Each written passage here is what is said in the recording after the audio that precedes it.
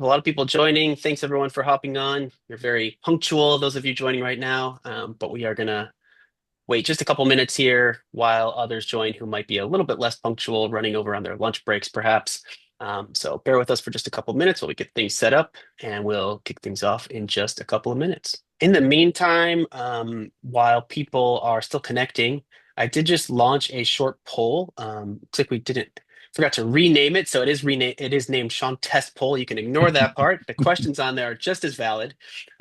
Just a couple of brief questions for us to better understand who is joining us today, why you're joining us, so that we can make sure that we keep things relevant, and helps us out with kind of the relevancy of the topics that we might cover in the future. So while we kind of wait for a few people to connect, if you wouldn't mind taking just a moment to answer that, that'd be super helpful for us. If you're not familiar, you should see kind of at the bottom of your screen, there's usually a little poll button that you can click, and that will have that poll pop right up for you. Yeah, I know the Zoom controls can be kind of cryptic. Every time I come in here, I forget where things are located. I'm even just now trying to remember where certain panels are so we can efficiently run this. So we have 15 people in the waiting area. We had over 200 people sign up for this. I know it's a busy time of year for everyone, so I suspect a number of people won't be able to make it as is usual, but there will be a recording that's sent out after the fact, usually a couple days after we get it trimmed up a little bit and put on our YouTube channel. There is a typing.com YouTube channel as well, if you weren't aware of that.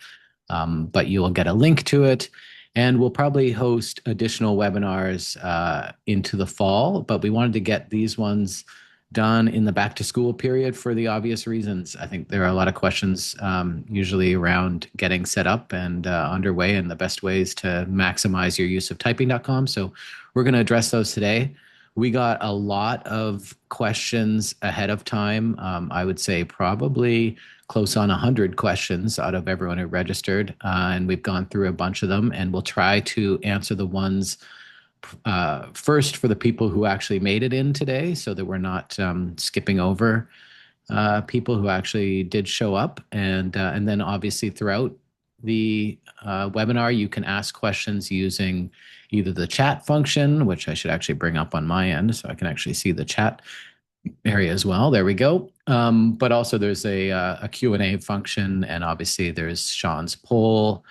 So there are a bunch of ways for you to leave feedback or ask us questions.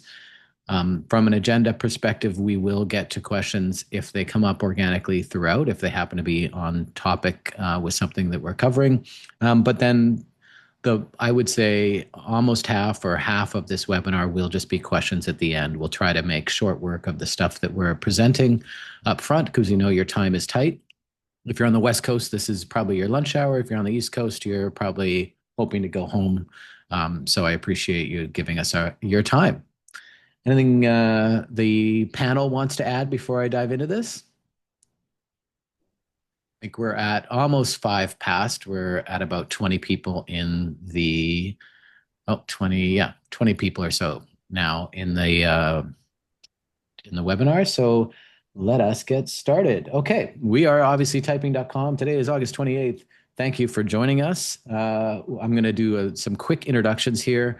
I'm Adrian Crook. I am the VP of Product here at teaching.com. I spend a heck of a lot of my time on typing.com and have for years now. Molly is our curriculum specialist. I'm not sure if you can see our videos, but we have it Brady Bunch style in a little thing. She's like down here, no, down there, at least to me. So Shawn is representing sales. We have a multi-person sales group, but he is one of our more technical people representing sales. So he's well positioned to answer tech questions occasionally too. And Brent is our technical director, and he's even more well positioned to answer tech questions. And he's going to talk about rostering and some other highly technical, sometimes issues, here today. So let us get going. Okay, just quickly to cover the agenda while people continue to come in.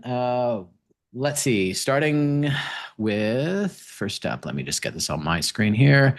We're going to do a quick feature overview. Shawn is going to break down the differences between Plus and the free product. I'm going to cover What's new in the product? We made a ton of changes during the latter portion of the school year last year and over the summer. So there may be some things that you're not aware of that are new in typing.com, and I want to cover those very, very quickly. The student rostering option. So this is obviously a popular subject, getting back into school and how you get set up. And Brent will cover exactly how you get rostered and set up and synced when those options exist in typing.com. Molly will cover how typing.com addresses state standards alignment and all that good stuff. And she will also cover our Beyond Typing curriculum. So everything that gets into digital citizenship, our new AI curriculum, and that sort of really good stuff. That's all plus level stuff. And then we'll move into the Q&A period.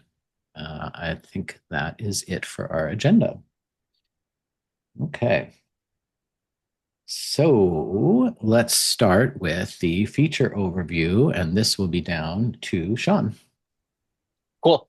Thanks for that intro. And yeah, just want to go over a little bit of what is offered. So we'll get a little bit of feedback in the poll of where you guys are at with this, but we do usually have a mix of new users, people who are, looking at typing.com for the first time, perhaps haven't even created an account yet and are checking us out, as well as free users and some that are plus users or who are thinking about that. So want to make sure you're familiar with what all is offered in both of those. So if you're looking to use typing.com's free platform, you will be able to get a lot of the basics of typing, and your students will definitely be able to access a lot of useful content there. So they can still get grade-based typing lessons, tests, and games, right? It's still standards aligned, as Molly will get into a little bit later. You do have 70 days of data retention, whereas in the Plus, you'll get longer, right? There are some basic reporting features, and you can still create custom lessons and custom typing screens with our kind of standard typing type of screen. So there's definitely a lot of content in there and a lot of features for students to learn the basics of keyboarding. But you can really amplify that experience with what is offered with a Plus license, right? So when you get into the Plus features, we are looking at a completely ad-free experience, right? So sometimes that's a big concern for schools and districts just because of the safety of not wanting students to see kind of third-party ads. And then, as Adrian had mentioned, there's a whole Beyond Typing section, right, where the curriculum gets way expanded and dives into topics that go beyond typing, like that digital citizenship, coding, test prep, creative writing. On the next slide, I'll show a couple of those, but then later on, Molly's going to really deep dive into that. We also have much more advanced reporting and analytics, kind of single click, very simple rostering through Clever Secure Sync and ClassLink. You have some assignment tools. Really, those last four bullet points are what I call kind of our classroom management tools, right? So with the Plus license, you get a whole lot of classroom management tools that make the lives of teachers and administrators much easier, with everything from the advanced reporting, assignments, monitoring student participation, custom auto grading thresholds, and different settings at the student level to individualize for their individualized needs, right? To make things kind of tougher or easier for students. And then kind of briefly covering what's in that Beyond Typing section, right? And then again, Molly will dive deeper into it a little bit later on. When we look at that digital citizenship and media literacy content, we're talking about everything from web safety, passwords, internet search tips, digital ethics, much more, really going beyond, just the typing into kind of preparing students for a digital world, as well as AI literacy, coding essentials, creative writing that includes kind of open-ended responses, test prep units, CTE topics for secondary, even adult learners, right? So really broadening the reach of what kind of content is available to students that uses typing as the mode, the medium, but can cover a lot of other topics. I'm really excited for Molly to, kind of cover that more in depth later on. Cool. Thanks, Shawn. All right, I'm going to do a quick review of the stuff that we've added over the summer primarily so that you're familiar with what the new typing.com includes if you haven't checked in on the feature set in a little bit. All right, let me take a look over here. Okay, so in case you missed it, this is just a overview. AI lessons, accessibility, custom lesson sharing, plus license usage reporting, assignable only custom lessons, restrict games until goals are met, test improvement summary, archive classes, curriculum time estimates. There's a bunch. I'm going to show you very, very quickly little previews of these as I talk to them. But let's just move through. So from an AI lessons perspective, We have a brand new unit all about AI in the Beyond Typing portion of typing.com. And Molly will probably touch on this a little bit, but this includes obviously lessons that teach kids about how to use AI responsibly and safely, and what the role of responsible AI use is. Next up is accessibility.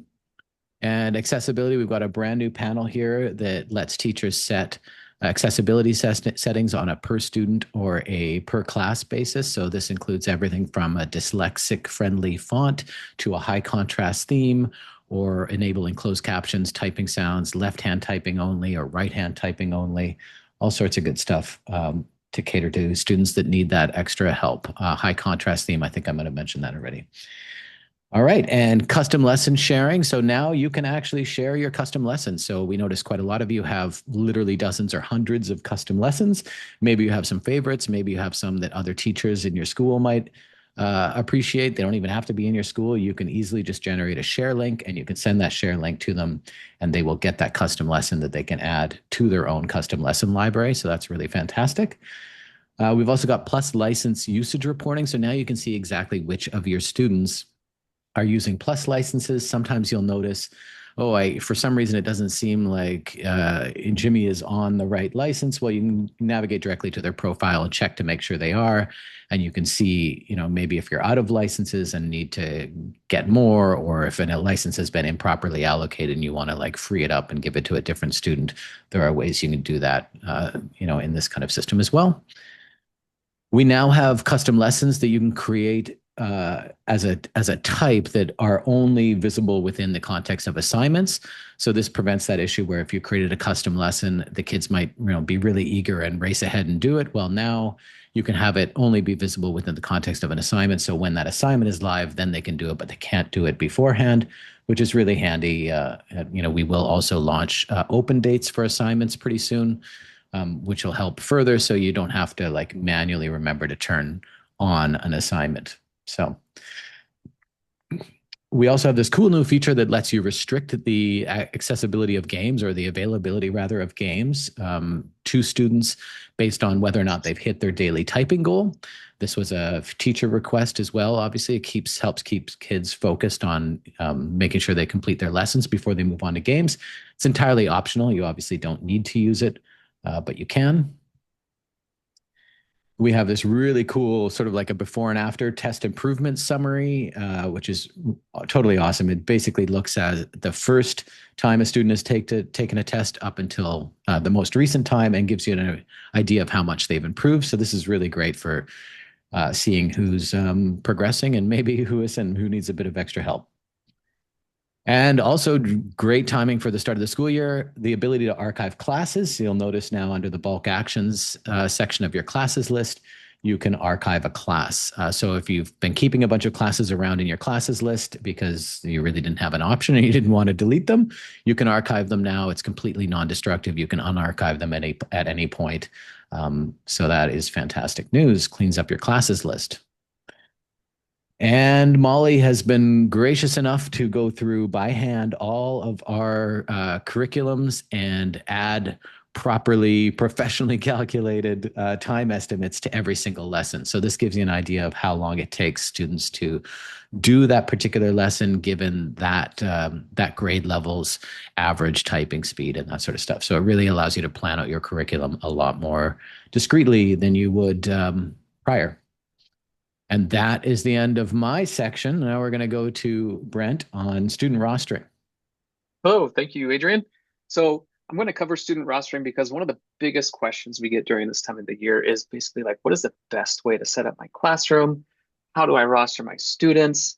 And so this is both asked at a teacher level as well as a school or even a district level. So this one page here gives you an outline of all of the rostering options we have. I'm going to start with the best options and go down.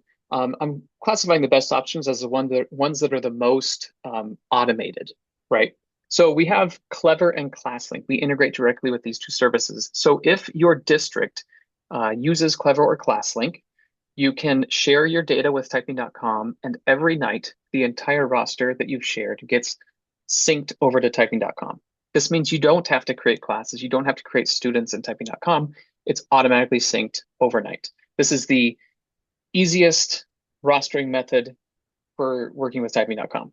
Now, if your district does not use Clever or ClassLink, you have other options. We have Google, Clever Library, or Microsoft Teams that we integrate with as well.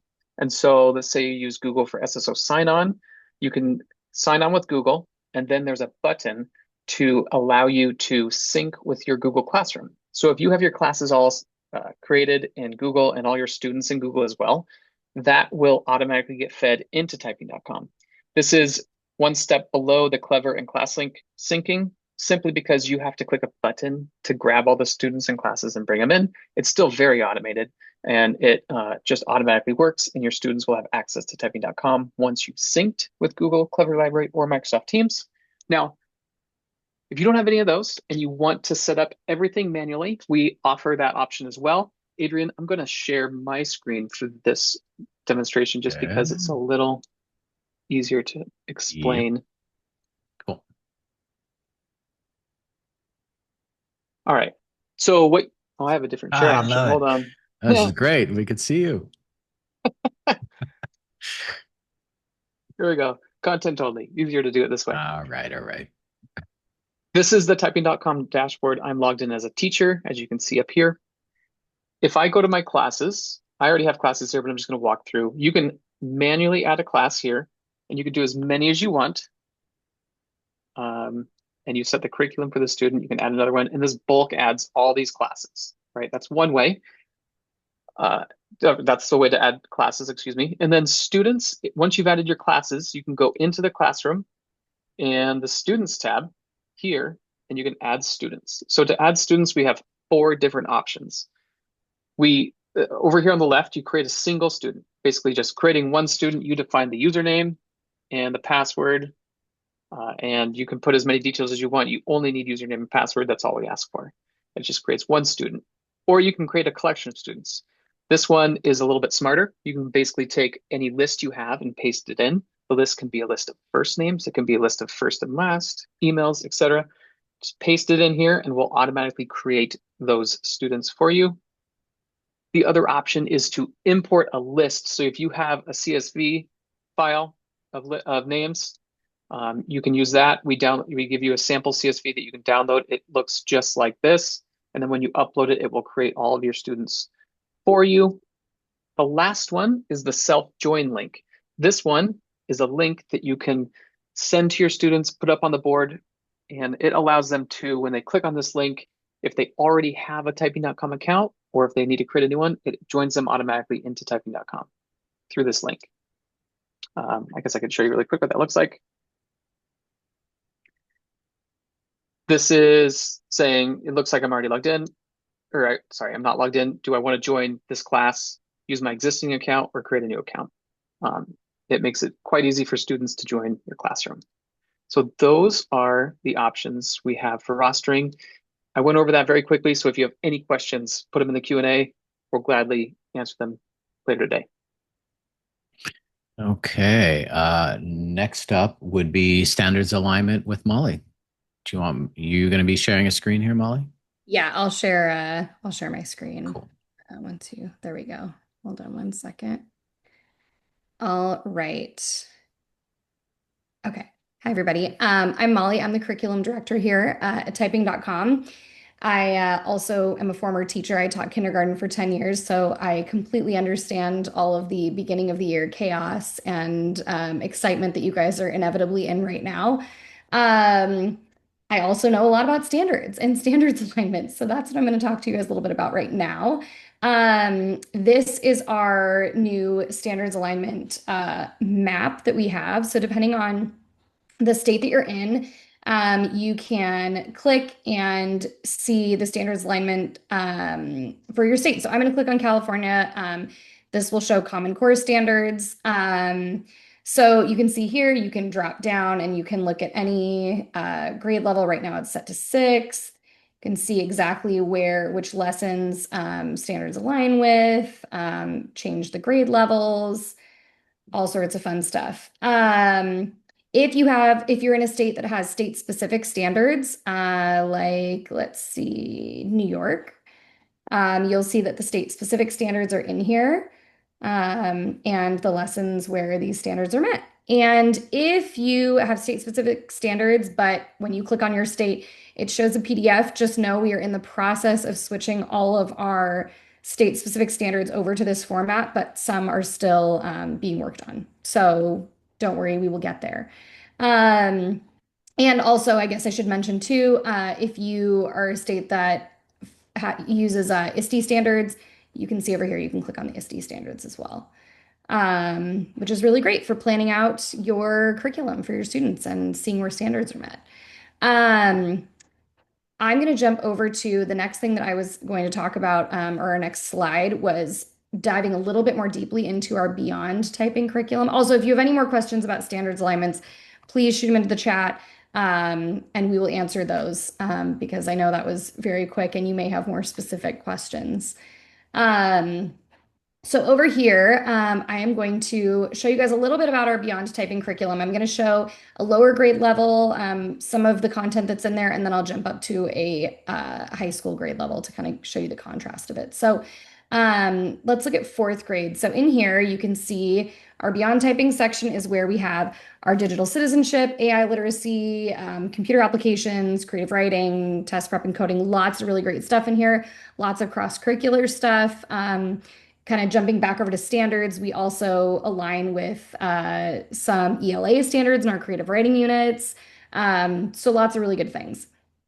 So in our digital citizenship, this will change depending on the grade level. It is specific to that grade level and the standards for that grade level. So in here, you can see we have lessons on accessibility and emerging tech, and this one's troubleshooting. It's a choice-based lesson where students make choices based on what they think is going to troubleshoot the problem with their computer, online behavior, all sorts of things.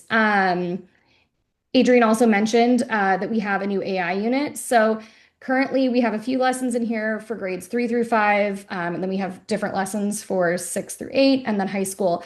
3 through 5 right now has these 2 lessons, but we are in the process of creating a chatbot style AI lesson that will join these ones, where students actually will be chatting back and forth with a very safe AI chatbot through our program. So that'll be a really cool thing. Like I mentioned, creative writing, lots of standards met in here. We have persuasive writing, all sorts of things. Computer applications, students can practice learning about Word documents, spreadsheets, presentations, all kinds of stuff. And then test prep. This was directly in response to standardized tests and state testing being moved online. So this helps prep kids for that. We have reading comprehension with multiple choice. We have fill in the blank. We have written response questions. Important to note, we have timed response on here because obviously that is something that students need to practice for these standardized tests. And then finally, coding. So you can see here for fourth grade, we have sort of an introductory coding curriculum. We do have some block-based coding in here. If we jump quickly into high school, I'll try to go over this fast so that because I know we need time for questions. You see the same units, but different lessons. Now there's media literacy, ethics and privacy. We even have some resume practice in here. Our AI lessons now have lessons on how to cite AI resources. Our creative writing now has job and college application prep. And then the coding essentials are actually HTML, CSS, and Java. So lots of stuff in here with our Beyond Typing. And if you have any questions specific to any of these things I just mentioned, please throw those in the chat as well. Okay, Cool. perfect. Let's take a moment there. I see we've got one raised hand, so I think maybe someone wants to jump in and ask their questions. So Teacher Nazareth, I'm going to hit the allow to talk and feel free to jump in with that question.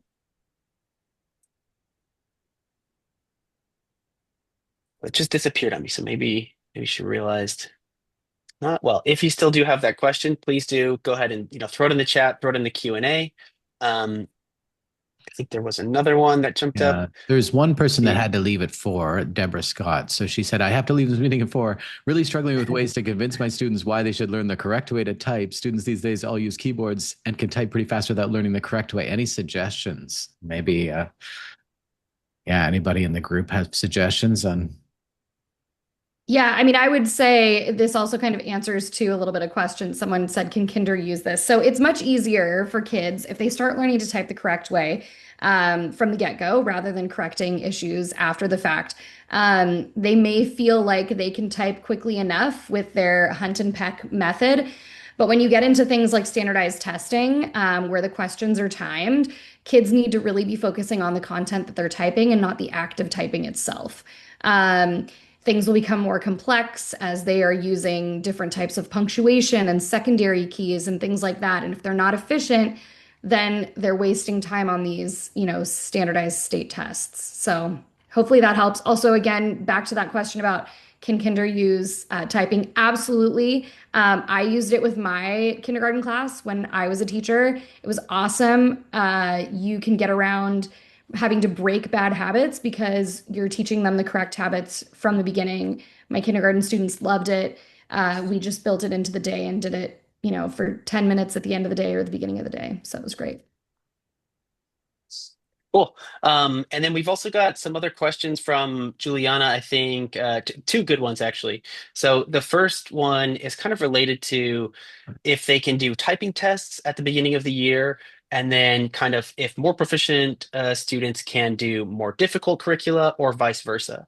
Um, so I'll just jump in with the answer if that's all right on this one. The first part is like, yes, absolutely. We have typing tests that you can assign at any time. At the beginning of the year is a great time to do it. And then you can actually monitor their progress as they retake tests throughout the year to see if they're getting better and improving over time. And then you can also set which curricula is assigned to different students, right? So especially with a plus license, you can do that at the individual student level, right? So you can, if they're more proficient, assign perhaps, a fourth grader the fifth or sixth grade curricula, or vice versa if it's something, right? And you could change which curricula is assigned to them at a different point later in the year if they finish it and then you want it to jump to the next level.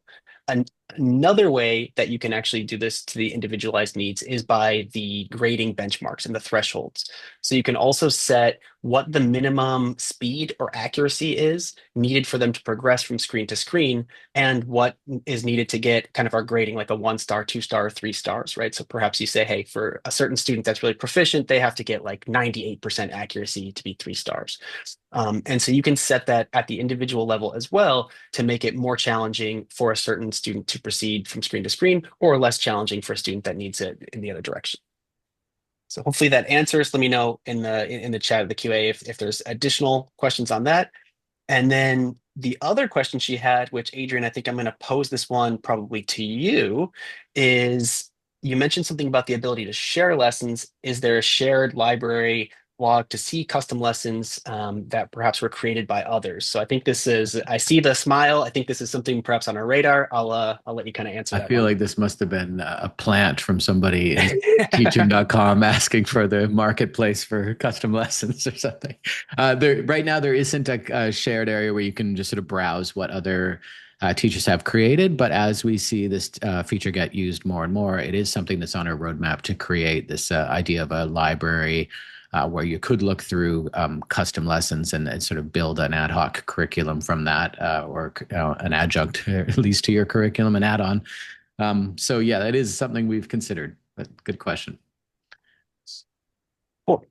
So done on that one. And then just looking through the QAs here. So can you mention where you restrict games before lessons are passed? So maybe whoever's sharing, I don't have the platform pulled up. I could just I'm in my portal here. So if we could just actually show that once more. Yeah, let's just go to here. I am going to screen share. Just give me 1 second. All right, I need to make this a screen shareable friendly window here. There we go. All right, can we see this okay? All right. So obviously in our class settings tab, so I'm going to back up a tiny bit and go to this guy right here, class settings, and then we go to goals rather, not games. And this is where I can now select to restrict games until the goals are met right there. So hopefully that helps. Nope. Save all changes. Cool. Let's see, this one we answered. We have one, does your platform interface with keyboarding textbooks? Yeah, I'm not sure what So by interface necessarily. yeah, I don't think we have any, direct interfaces, but I would say the closest thing we have to, kind of interacting or, cross-curricular with any of the textbooks, not necessarily keyboarding textbooks, but other textbooks that students might be using, is just using those custom lessons, right? Where whatever topic they happen to be learning in a different class, you can create custom lessons using content from that to really reinforce those ideas. So maybe not directly from keyboarding textbooks, but there is a way to kind of create custom lessons for that cross-curricular ability. So hopefully that helps a little bit. And then let's see, I've got looks like maybe a nitro type question Oh, here. good. I Is love there, those. oh, perfect. Okay. Is there a way to set up private race codes or gamified mini leagues so students are more motivated to practice independently when allowing kids to use nitro from typing.com? Sheesh. Private. I'm trying to find where this question was so I could study it here. Here we go. I see it. Is there a way to set up private race codes or gamified mini leagues? Not currently. I mean, you can obviously race, you can host friends races, you can race against your classmates, that sort of stuff. We don't have any. At this point, we haven't built like a dedicated sort of tournament builder or something. Like that's probably what this sort of implies is that you could set up like a little private tournament for your class. It's definitely something that's on our radar. Like we've talked about it before. And we do have some things that we've considered to kind of like structure the gamification around at a classroom level, which is kind of what this is talking about. You can set up a friends race though, and you can make it private so it's invite only, so you're not getting people from the outside outside your sort of immediate friends list joining, but that's about as close as we have. Sorry. Yeah. Well, perhaps the other part would be, with our plus licenses on Nitro type as well, right? So if a school is interested in making it so that only their students are available to race against each other, they can also set it up that way by getting a plus license in Nitro type and setting it up at just the school level or district level, right? So it kind of walls it off from other racers as well.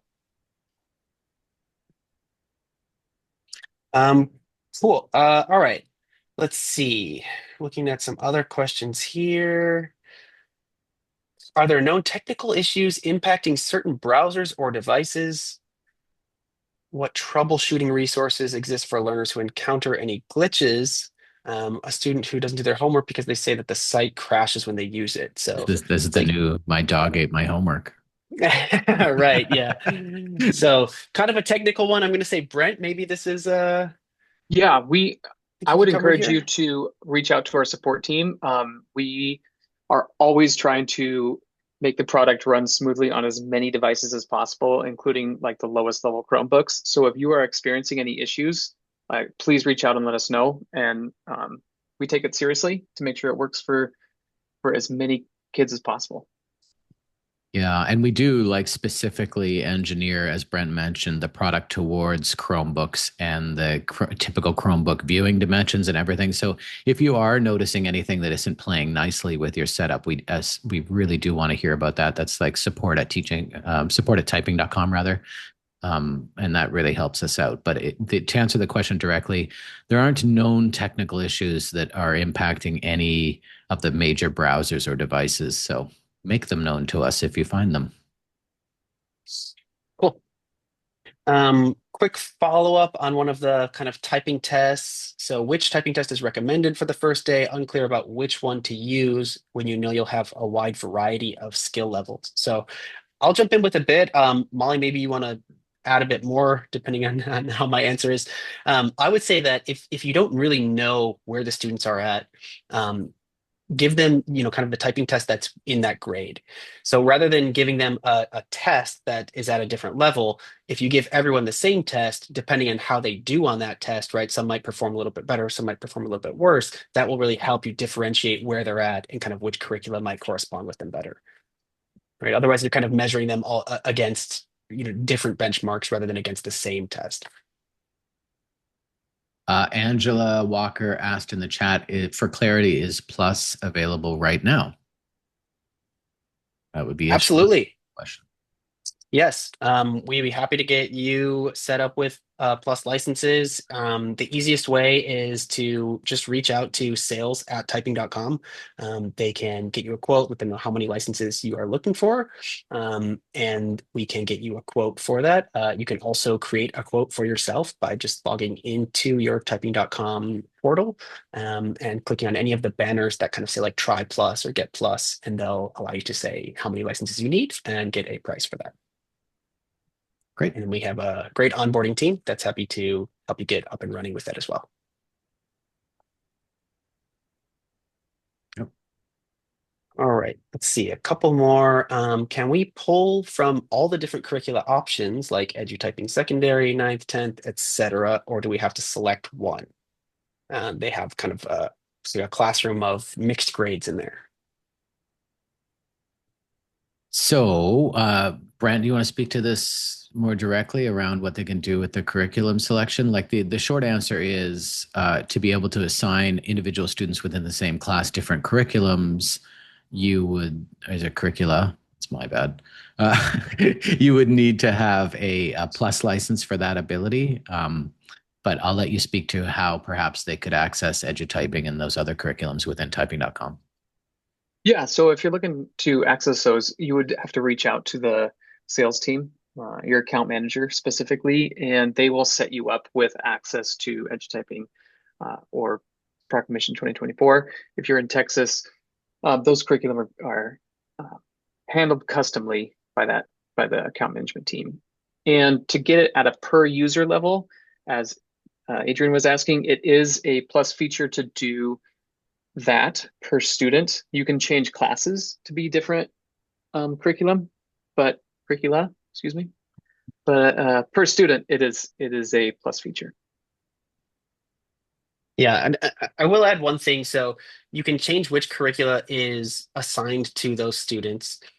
One thing that is not currently available, but is an idea that has been brought up, is being able to assign lessons from different curricula to the same student, right? So to be able to, say, hey, I want to do one lesson from 12th grade, one from 11th grade, and one from 10th grade, if that were the case.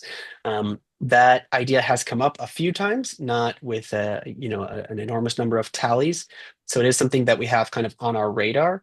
But at the moment, what has been a good solution is just to actually assign a different curricula altogether. That way, all of the content gets kind of level adjusted as needed.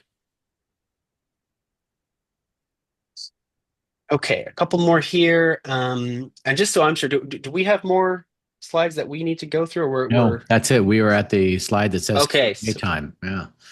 and we've got the Q's. All right. Well, Yep. they've got the Q's. We've got the A's. We've That's got right. ideally. Yeah. Okay, let's see here. I'm an OT. I have kids all over the building. Students have Clever via typing.com. Using my free account, can I create a class for all of my students, link their Clever accounts to my classroom in a free account, and see their progress? So kind of a rostering question here. Brent, I think this one is going to be in your territory. Yeah, I'm sorry. I was reading about a Chromebook question. Sure. Can you repeat the one that you were asking? Absolutely. So students have Clever via typing.com. Using a free account, can I create a class for all of my students, link their Clever accounts to my classroom in a free account, and see their progress? So if they're using ClassLink or if they're using Clever, you would need to also have access to Clever, and it would sync overnight, and you would be able to log in via Clever, and your students would automatically be in your classrooms that way. If you have a different account separate from Clever, the only way to pull in those students is just create new students and manually upload them through the different ways that we talked about, CSV file, join code, or just typing in their names and creating them. And the other thing, because they did mention like it on a free account, right, is that really to be using Clever on a free account, you would be talking about Clever Library, which is, as I understand it, kind of restricted to single teacher, which in this case might be okay. But it's going to reflect the rosters that you have on Clever, right? So if there are already specific classes or sections with certain students on Clever, that's what gets synced over. Clever doesn't necessarily allow you to like mix and match to pull different students from different sections and create a new class for that, right? So kind of the idea That is correct. almost the opposite of that, where it's like, hey, the classes are already there, they're rostered, you don't have to pull in the students. So if you specifically do want to pull in, students from different classes to create your kind of, OT class or special ed class or something like that, you'd want to use one of the alternative methods, like a manual one or an upload. That is correct. Yep. Okay, let's see. A way for older students to do the younger lessons. I'm going to hit done. We talked about that one.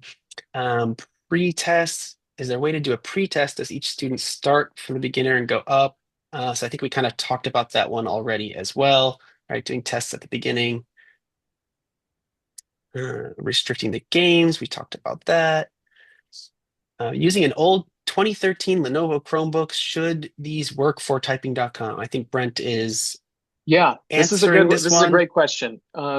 A lot of it comes down to also what Google supports. So Google supports their Chromebooks up to 10 years after launching them. This is a 2013 Chromebook, so it's already quite a bit old. And what I mean by supporting is there are no longer updates pushed to the browser. Like you no longer get browser updates. So while we try to continually support whatever Chrome, Safari, Edge, whatever they're supporting, what versions, that's what we aim to support as well. Uh, if you're seeing issues with this, it could be that the devices are just getting a little old. Okay. I see a question here that says, does something, or did it just go away now, the ninth grade? No, we go. Here we go. Amy Beam says, I have plus, but the only option I get is ninth grade when I hit create assignment. So I'm going to screen share here in an attempt to maybe see if I'm understanding it properly. But it sounds like, Amy, you are hitting create assignment and maybe doing this, and this is what you mean. You're seeing just ninth grade here. What this is, Brent, you can correct me, but this is, you do have the option of hitting show all curricula, by the way, there, just in case it wasn't sort of showing up. But when you hit this, this is a list of the curricula. Man, I should really learn that one that all your classes have. So it could be possible that all your active classes only have ninth grade curricula. So that would be my guess for Right. you to look into. Right. So it kind of limits it to which curricula, creating assignments for the curricula that you have assigned to a class. So if you want to create a 10th grade assignment, likely you need to assign the 10th grade curricula to that class first. Yep. Just another way of wording it. Same answer. That's exactly right. Okay, let's see. Got the Chromebook one. As a teacher or school administrator, is there a way to access assigned lessons directly on my own computer during a session instead of pushing them out to student devices? For example, as a SPED or therapy setting where students may not have their own devices, I'd like to be able to pull something up like a typing game, have the students use it with me. Adrian, maybe you can go through this. This might be a good one to show the like log in as. Perhaps logging in as a student might be a good way to do that. Yeah, sorry, I was just looking at something else. So give me 1 second. Is there a way to access assigned lessons directly on my own computer? Sorry, Brent, are you able to take No, I this? can take Thanks. this one. Sorry, Yeah. I was busy looking into something else on this list here. So we actually offer a couple ways, and let me get into our demo account and I can show everybody live. It's way easier to talk through things when you have a visual. So we have a curriculum page, and let's, for instance, say you're teaching fourth grade. This is what your class is using currently. You can go here. You can find, let's say, the thing you want to share, and you can preview the lesson right here, and you can jump to the screen that you want on the bottom. Maybe you wanted to preview the game or something. You can jump to 6. You could have this on your board, sharing it, and you could show the kids how to use it. The other option is what Shawn just mentioned, the login as. Now, when you log in as, it will actually log you in as that student. So anything you do will actually count towards what the student would have done. So if you're trying to demo something, it might not be the best option to log in, but you can definitely log in. Like, for instance, this demo user Zoe, we can log in and view the product as them. You can see that they have an assignment due today, and you can then resume it, and you can show the kids this, but maybe not finish it just because it would give Zoe credit for finishing the assignment. But yeah. Yeah, so kind of two different ways there. One is more of the, hey, we're just teaching. I just want to show this maybe before they would actually pull it up on their own devices and do it. And the other, as Brent mentioned, you could log in as that student. You could even create a student that's just like, like sped typing perhaps, and then log in as the sped typing student. That way you kind of keep track of those results, that progress, as Brent had said. And then I Okay. noticed that Juliana had asked, do I have to use create assignment to assign the first day typing test? No, I mean, assignments are a plus feature. So if you don't have assignments, there is a way, I guess you could do this. It's, maybe a little bit more cumbersome, but if you really wanted to, let's say with my third grade typing class here, I wanted to get them to take that assessment relatively quickly, I could just turn off all these other lessons all the way up to assessment here. If you see that assessment at the bottom there. And that would, if you really just didn't want them for some reason to go through all these lessons, which I mean, their skills better than anyone. But that would then, this would be the very first lesson they would then see if they were progressing through the product linearly. So, and you had it set so they couldn't navigate to any lesson at any time. You could obviously just have it set so they could choose any lesson at any time. And that is, I don't want to save this. Hold on. Let me just quickly go out of here. So that would be allow non-sequential progression. And you could just tell them to go to that test, I imagine. Brent, correct me if I'm wrong. Correct. Okay, yeah. Awesome. Thanks. Good workaround.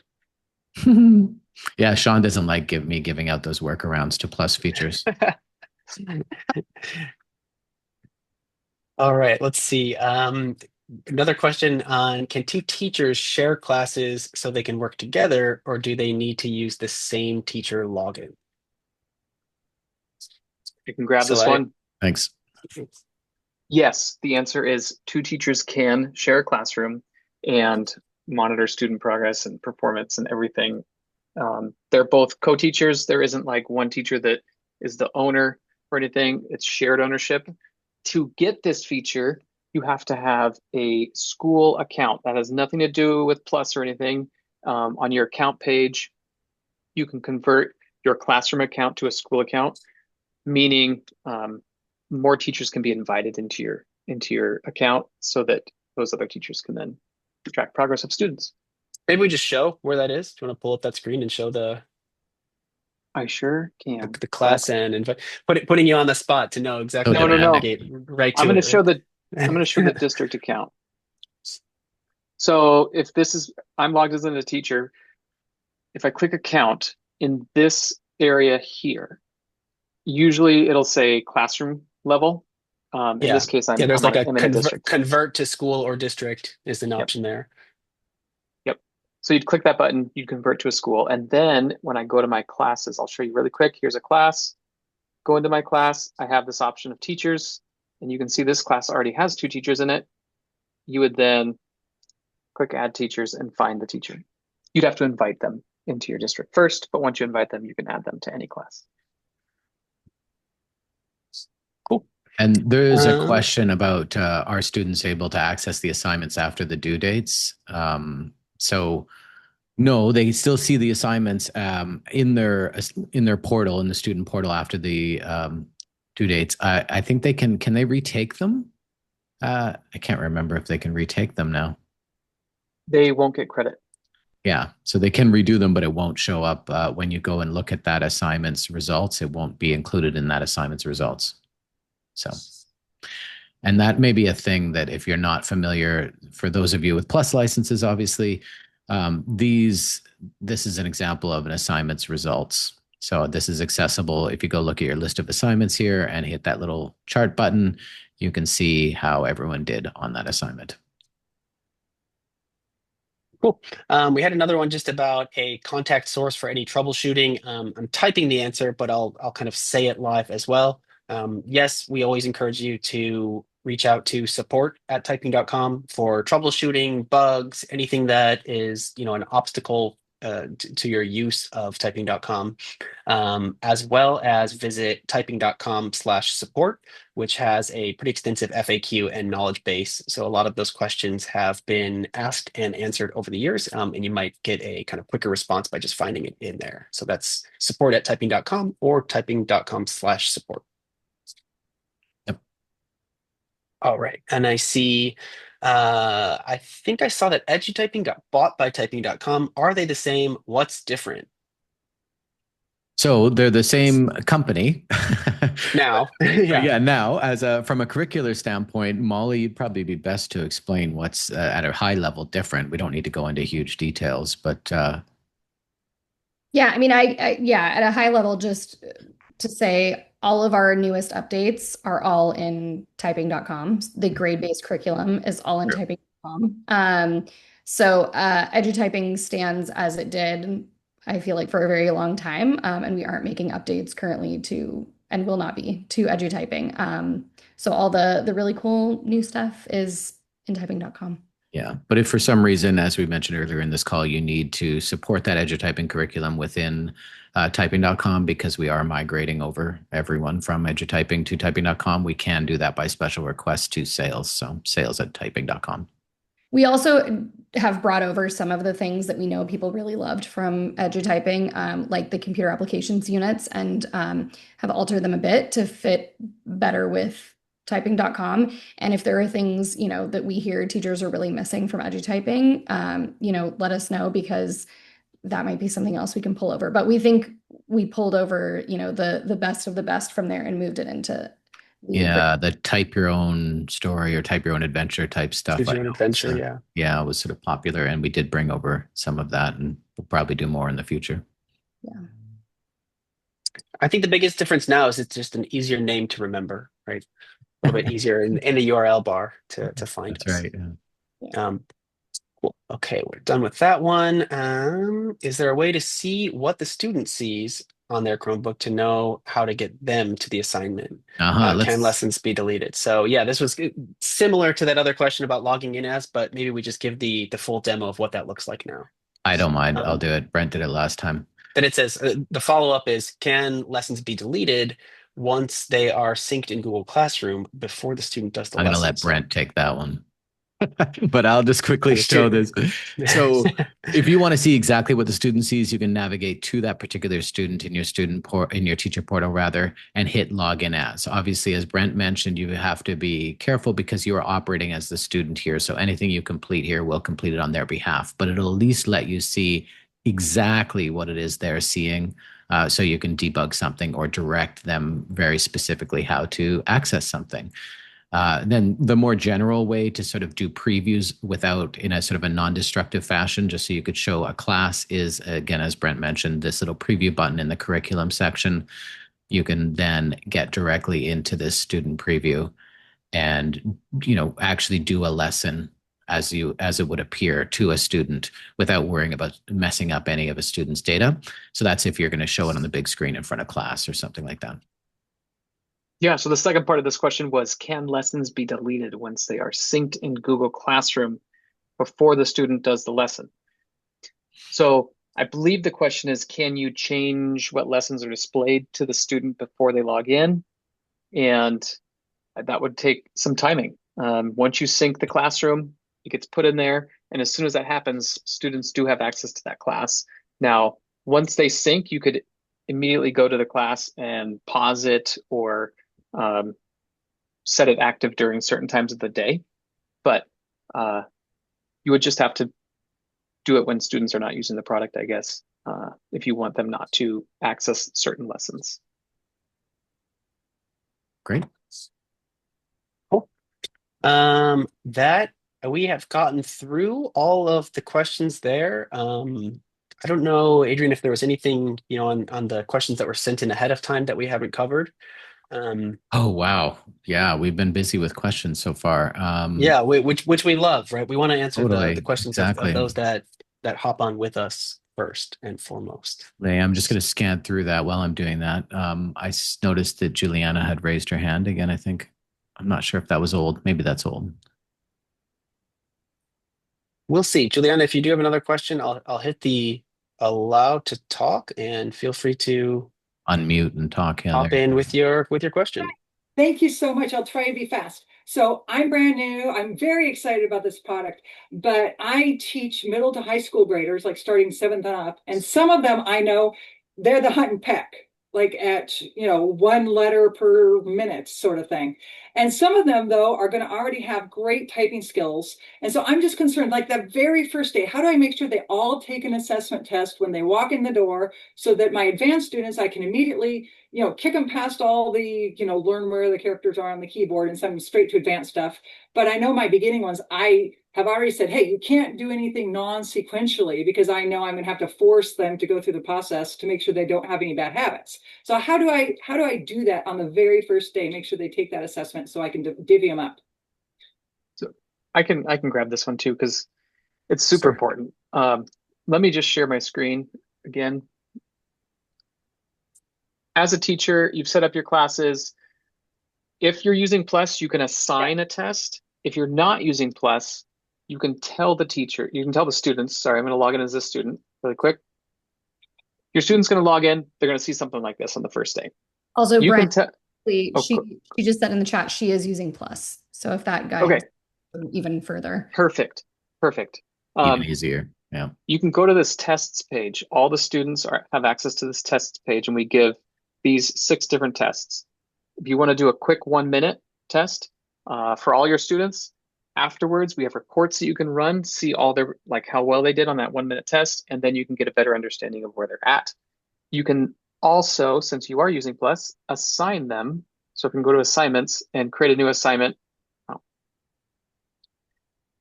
Create an assignment for a typing test right here. It's the second option in.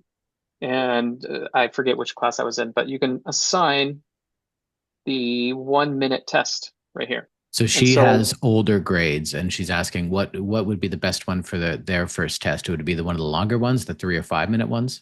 Sure. Yeah, you could do 3-minute. If everybody's hunting and pecking, it might take them a minute, but yeah, 3-minute would be good. But just come in here, typing test, and it's like 8th grade or whatever. Yeah. Okay. Yeah. Yeah. Cool. Another thing I would add here is that after the test, right? So if the concern is just kind of like, hey, maybe day 2 or after, at night after the first day, you can go in and kind of assign, a more difficult or less difficult curricula to each student, but you won't necessarily have time to do that right there in the class on that day. I wouldn't be too concerned because what they can do is whatever curricula you've assigned to them, there's more than enough content to keep them occupied for, for not just that hour, right? But like days and weeks, no matter what level they're at. What might end up happening is that some of your more advanced students are going to work through those lessons much more quickly, and some of the less advanced students will work through them more slowly. But either way, they're going to have content that they can work through just at a different pace. And then as you see the progress, one of the reports, you'll be able to see who progressed through more or fewer lessons. Then you can use that information to kind of decide, hey, I'm actually going to give this student a different curricula. So when they log in tomorrow, they're going to see, a different curricula that's maybe more graded, more level adjusted for them. Right. So hopefully that helps to take, a little bit of the perhaps nerves off of, hey, what will the students do? What if they're too good? What if they're not quick enough? They're going to have content. They can work through it at their own pace. And that gives you time to kind of see the results and adjust. Okay, we are at time. I'm sorry if we didn't get to anybody's questions. That was a lot more questions than we've ever had, which is fantastic. That's exactly what this is for. So you can look for in your email a summary of this, like the video specifically will be linked on our YouTube channel. Probably in a couple days, you'll get that email. And we'll probably have some details of upcoming webinars as well, probably in the month of September. So keep an eye out for that. If there was anything you wanted to cover there, I think we'll transition to other perhaps subjects in those upcoming webinars, because this was very back to school focused, and everyone will be solidly back to school by then. But thanks so much for your time today. And thank you to the panelists for helping us out. All right. Thanks for coming, everyone. Yeah, thank you.